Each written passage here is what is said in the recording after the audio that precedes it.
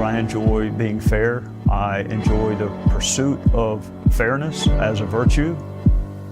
I would like to see us apply the same rules to our friends as we do to our enemies. I don't think the end justifies the means. I think the manner in which we get places matters. And in politics, too often, winning is the only thing that matters.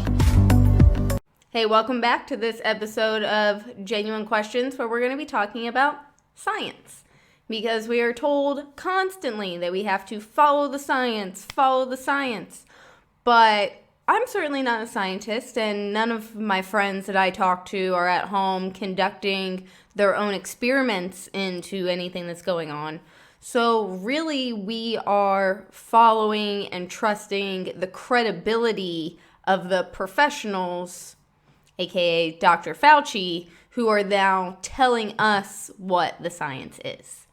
And if you think that doctors and scientists can't be corrupted, then I suggest you go back and take a look through history at things like the Tuskegee experiment, Nazi Germany, and in recent history, the opioid crisis. So we're going to kick this one off with just Jimmy Dore telling us why we can't trust really anything that Dr. Fauci says. Anything Anthony Fauci says right now has to be put up to the most extreme scrutiny because we've caught him being a pathological liar. Not lied once, not lied twice, but lied over three things that are huge. So we're going to talk about the three things that I noticed that he lied about. And these are not other people saying that Dr. Fauci is a liar. These are times that Dr. Fauci has admitted that he lied. That's why I think he is a liar, because he said that he has lied to us. So if you take Dr. Fauci at his word, he is a liar. But don't worry, though, because he will only lie to us when it's in his own self-interest or when he doesn't think the public's ready to hear something. So we're going to talk about three of the lies that he has told and a couple other just weird offhand comments that he's made.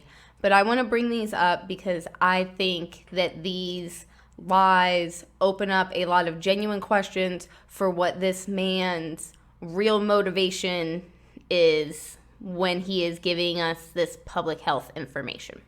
All of the mask skepticism going on in the country right now is Dr. Fauci's fault, because he initially told us that masks don't work and masks are just for optics. So here is the 60 Minutes interview that he gave back in March of 2020, where he told everybody, you don't need to wear a mask, they're just for optics. There's a lot of confusion among people and misinformation surrounding face masks. Can you discuss that? Right now in the United States, people should not be walking around with masks. You're sure of it? Because people are listening really closely to this. Right now, people should not be walking. There's no reason to be walking around with a mask. When you're in the middle of an outbreak, wearing a mask might make people feel a little bit better, and it might even block a droplet, but it's not providing the perfect protection that people think that it is. And often there are unintended consequences. People keep fiddling with the mask and they keep touching their face. And can you get some schmutz sort of staying inside there? Of course. A couple months later, Fauci changed his tune. And I believe that people can change their mind on things when they are presented with new evidence or data.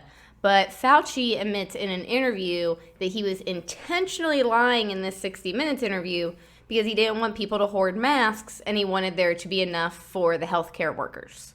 At the time, three things were going on. We were told very clearly at the coronavirus task force, including by the Surgeon General, who's a good person all the way, that there was a clear shortage of masks. And if we went around recommending masks, the healthcare providers who were putting themselves in harm's way. So he's admitting that we couldn't tell people to go wear masks and protect themselves because our healthcare workers needed those masks. So we told people masks didn't help. And that was a lie. Who were putting themselves in harm's way every single day would not have enough. Point number one. That's why they did it. That's it. He decided that you could get sick and die, but a healthcare provider couldn't.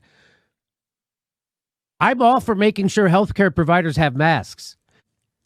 and you tell everybody, make your own mask, and the medical grade masks we're going to give to the healthcare workers. Everyone else can wear a mask. Make your own mask. That's what they should have been doing. They didn't do that. What did he do instead? He decided to lie to you, so you thought masks didn't work, and so you went out and got sick and died. Why? Because your life isn't as important as some other people's lives, and they're going to lie to you.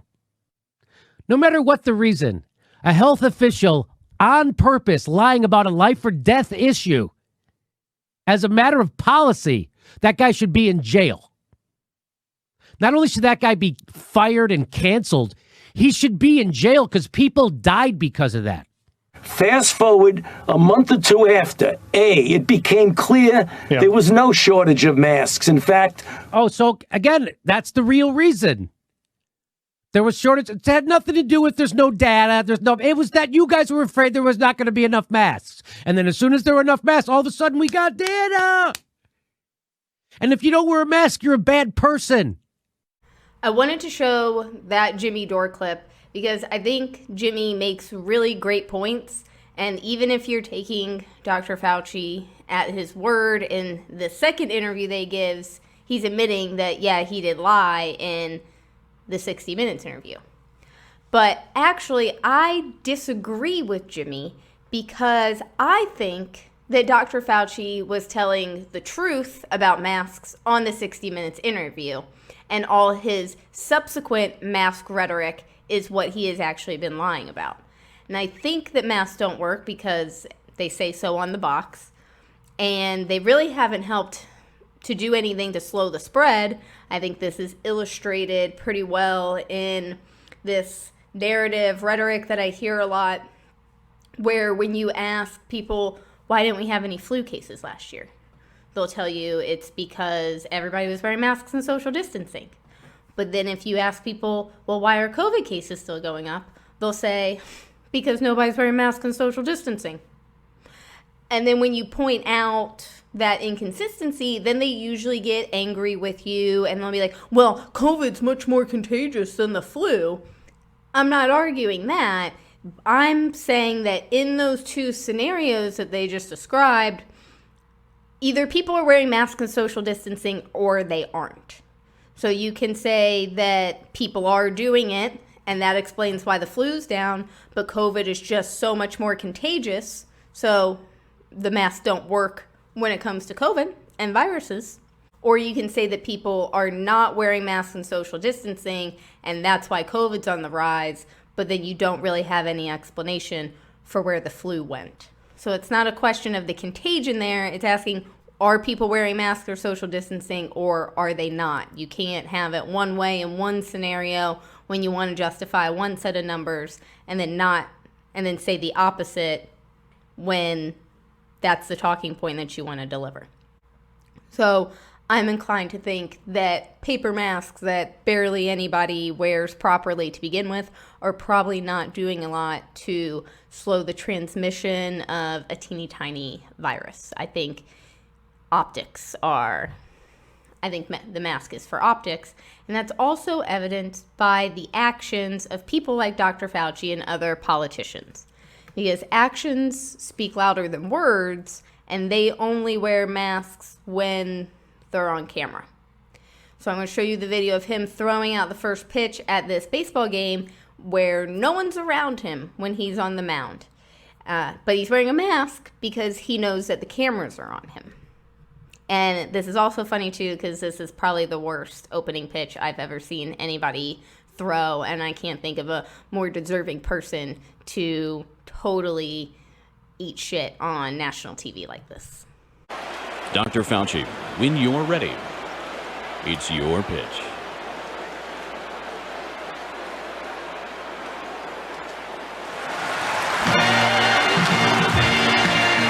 So nobody's around him, cameras are on him, he has a mask on, but this is how he wears his mask when he's hanging out in the stands watching the baseball game that everyone else was banned from attending, and he doesn't know that the cameras are on him.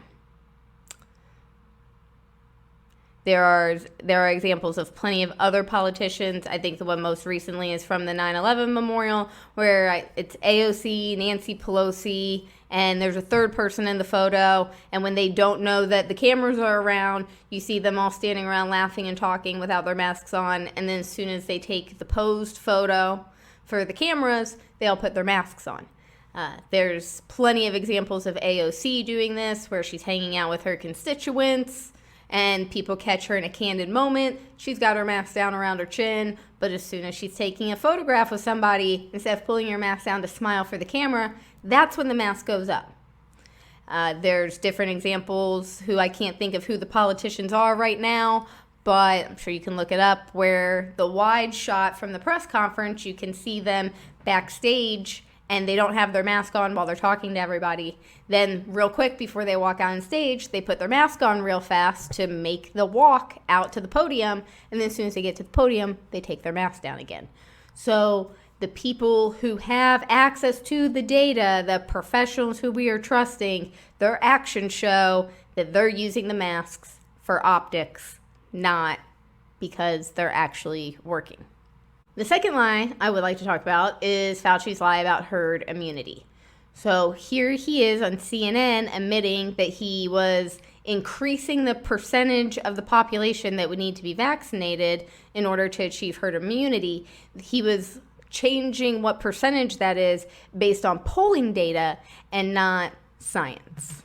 Scientists initially estimated that 60 to 70% of the population needed to acquire a resistance to the coronavirus to banish it. Now, Dr. Anthony Fauci and others are quietly shifting that number upward. You acknowledged to the New York Times that you've moved the goalposts in terms of what it would take to reach so-called herd immunity in the United States. Here's what you said. You said when polls said only about half of all Americans would take a vaccine, I was saying herd immunity would take 70 to 75%. Then when newer surveys said 60% or more would take it, I thought I can nudge this up a bit. So I went to 80, 85. And then you go on to say that it may be as high as 90%. So my question is, why weren't you straight with the American people about this to begin with? It was really based on calculations and pure extrapolations from measles. Measles is about 98% effective vaccine. The COVID-19 vaccine is about 94, 95%. When you get below 90% of the population vaccinated with measles, you start seeing a breakthrough against the herd immunity. People starting to get infected like we saw in the upper New York State and in New York City with the Orthodox Jewish group when we had measles outbreak.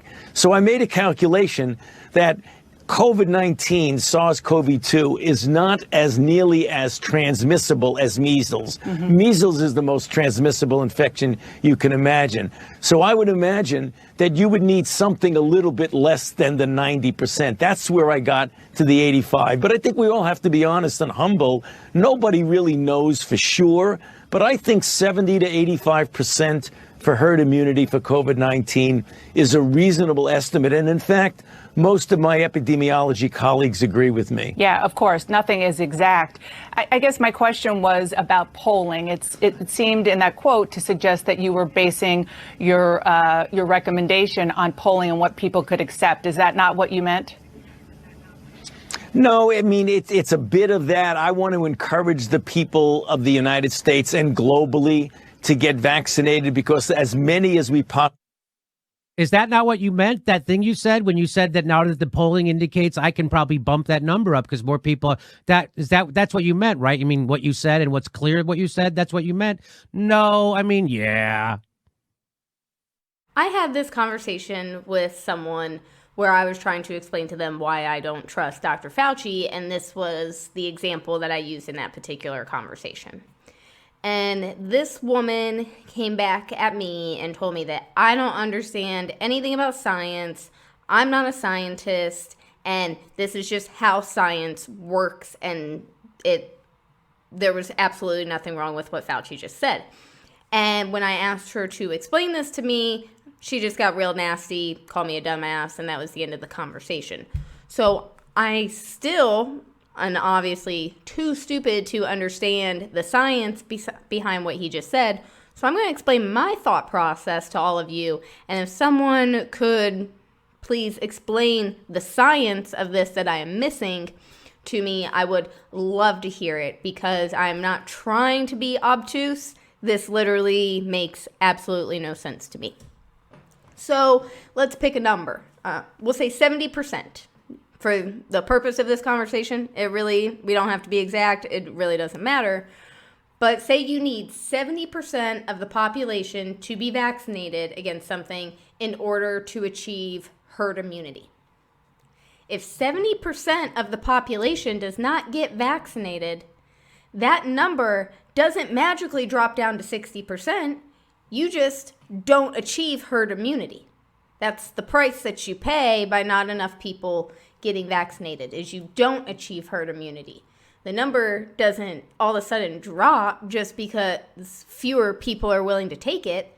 And inversely, if a bunch of people are willing to take it, then you still need 70%, and you might exceed that, and you'll still have herd immunity. But just because more people then are willing to take it doesn't mean the number magically bumps up to 90%. The percentage is what it is, and then the public opinion affects whether or not you achieve it. The public opinion does not affect what the percentage is.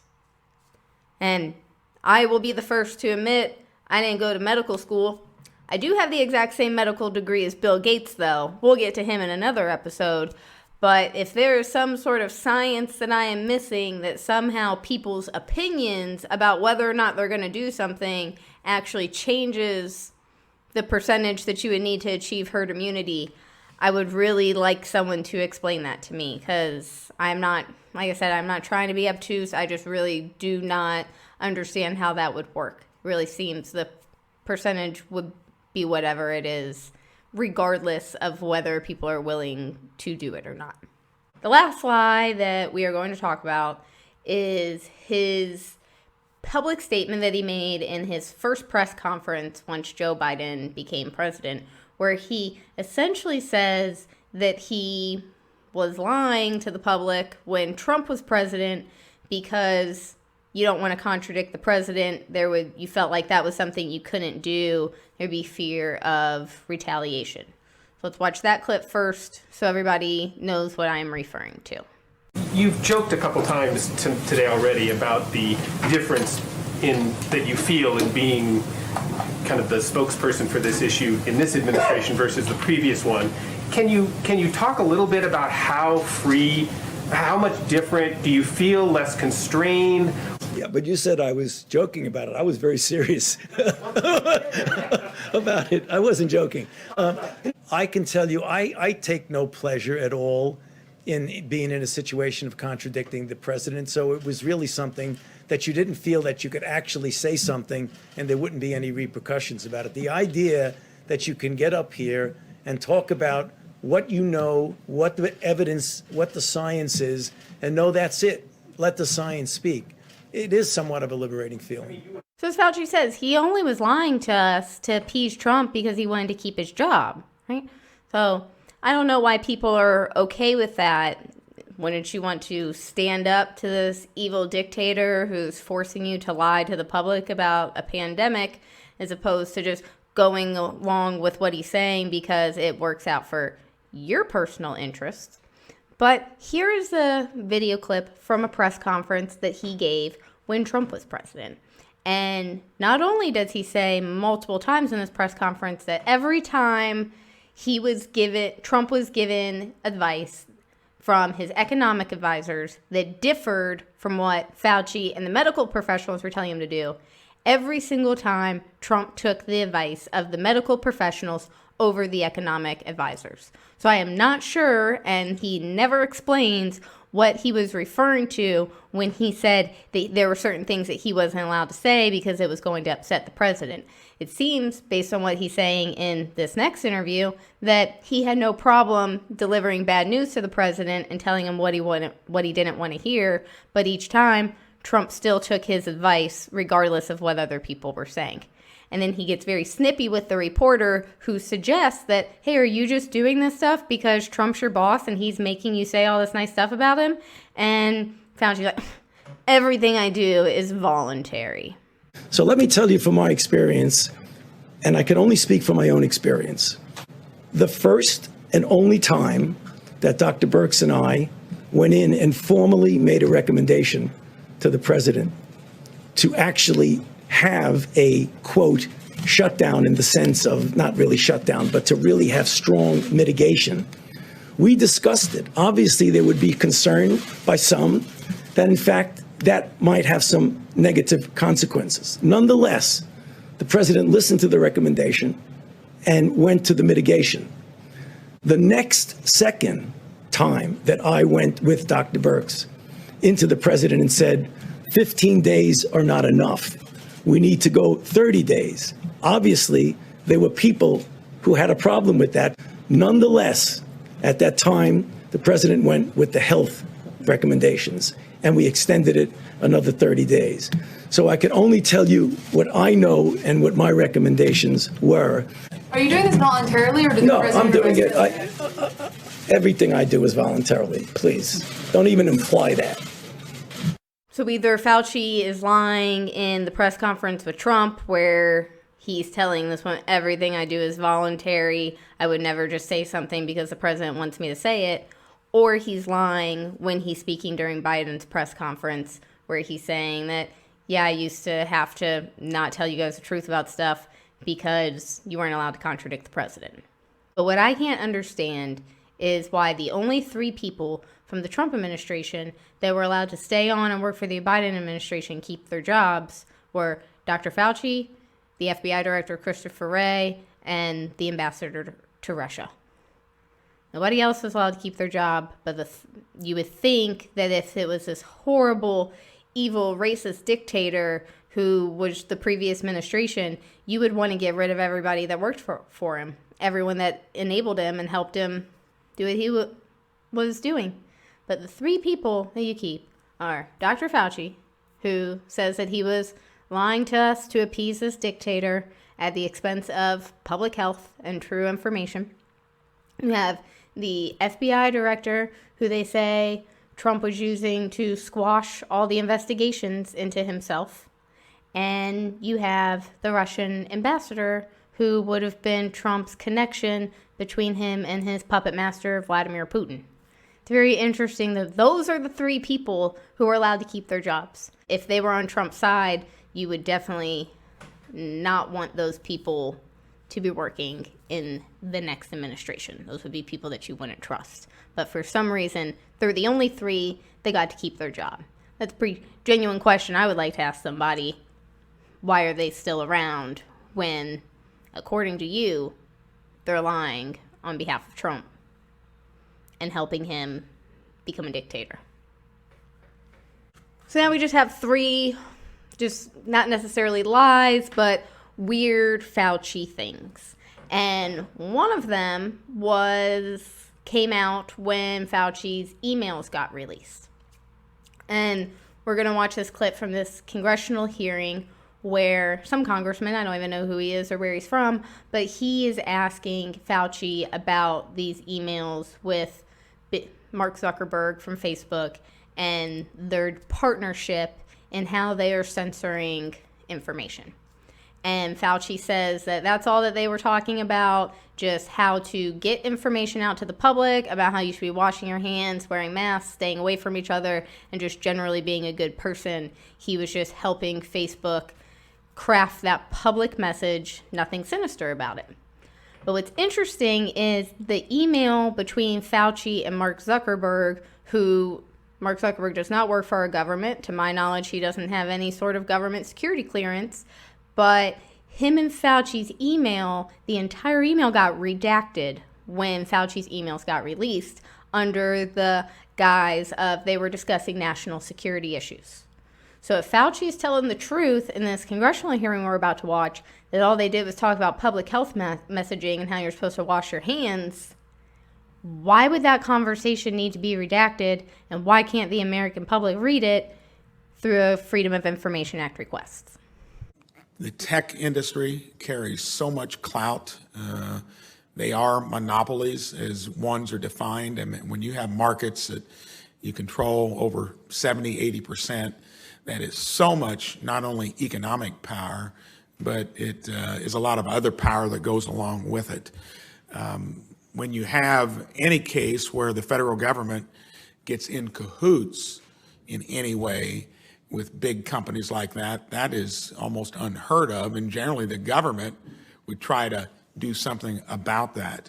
In February, Facebook included new criteria for removing misinformation, and part of it was about the origination of the COVID virus, which now has gone from what they were declaring as misinformation to maybe the way we think it actually occurred. And Facebook has said that they've made consultations with leading health organizations. Was your organization, NIAID, one of the leading health organizations Facebook consulted with when deciding what speech to filter through? There was one communication or two, perhaps, with Mark Zuckerberg in which he emailed me and wanted to know if there's anything that he could do. I believe it was promoting vaccination or making sure people do the right thing, wear masks, but it was mostly propagating a public health message. It had nothing to do with the origins of the virus at all. My point is, an entity like that, and we've got 190 million users here in the U.S., and they are getting into the fray on so many things, and they are the classic example of where there's too much concentration within one entity. And in years past, we've done something about that, not just let it kind of run its course, and we've never had any of the big monopolies get involved with filtering or censoring speech to boot. This next video is particularly weird and sketchy because it takes place in 2017. January of 2017, just a couple of days before Donald Trump takes office, and Fauci declares at this keynote address that he is giving that there will definitely 100% be a surprise pandemic during the next administration. And my questions here are, how would he know that? And if he does know about it, how on earth can you call it a surprise pandemic when you definitely know it's going to happen?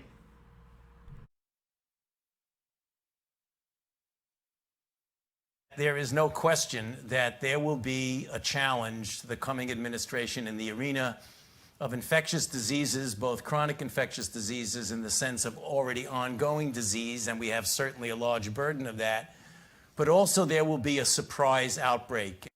Again, it can't be a surprise if you know that it's coming, and if you know that it's coming and you don't do anything to replenish the pandemic stockpile, then you don't really have anybody to blame but yourself, because that's literally your job. The last video clip that I want to show everybody is just about how arrogant this guy is. Part of science is that you are supposed to question it and test your hypothesis and see how well your ideas hold up to scrutiny. That's literally the scientific process. So there's a quote that I think about a lot, I've seen a lot shared recently, which says, I would rather have questions that I can't answer as opposed to answers that can't be questioned. Because if you can't question what's going on, then it's not science. This man is so arrogant that he goes on MSNBC and says that if you criticize him personally about anything, just like I've done in this video, for all the lies that he tells and for telling us something that goes against the public health interest because he wants to protect healthcare workers and doesn't, so instead he's going to lie to you and muddy the waters about masks working, or if he's going to adjust the percentage of herd immunity that we need, not based on science, but based on polling data, or if sometimes he's going to say that he's lying on behalf of the administration, and then sometimes says, everything I do is voluntary. So if you question any of these inconsistencies and him as a person, what you are actually doing is making an attack on science. Attacks on Anthony Fauci are, in effect, attacks on science itself. And here he is with a straight face explaining that to MSNBC viewers. A lot of what you're seeing as attacks on me, quite frankly, are attacks on science, because all of the things that I have spoken about consistently from the very beginning have been fundamentally based on science. Sometimes those things were inconvenient truths for people, and there was pushback against me. So if you are trying to, get at me as a public health official and a scientist, you're really attacking not only Dr. Anthony Fauci, you're attacking science. If you're worried about authoritarianism, that would be a pretty good indicator of it. Is a person who says that if you criticize him as a person at all, or any of the lies that he admitted that he told us, you're criticizing science. I can't imagine how you can keep a straight face while you're saying that, and who comes up with this stuff. And even more so, I can't imagine who hears that and believes it. But apparently a lot of people do. So thanks for watching this video. You can join us on the next episode of Genuine Questions, where we are going to be asking about another person whose credibility comes into play here when we're getting our information on the science and the coronavirus and the vaccines. And that person is Bill Gates. And if you think that I have a problem with Hillary Clinton and that she is my least favorite person on the planet, then I highly suggest you tune in and watch the massive dump that we're going to take on Bill Gates in this next episode. Thanks for watching. I don't mind if people are wrong. I really mind if they're unfair. We can survive being wrong. We can survive calling jump balls differently. I'm not going to make it if our system is perceived as being biased and unfair. Losing is not the worst thing in the world. Not knowing what you believe and not caring enough about it to fight for it, that's the worst thing in the world.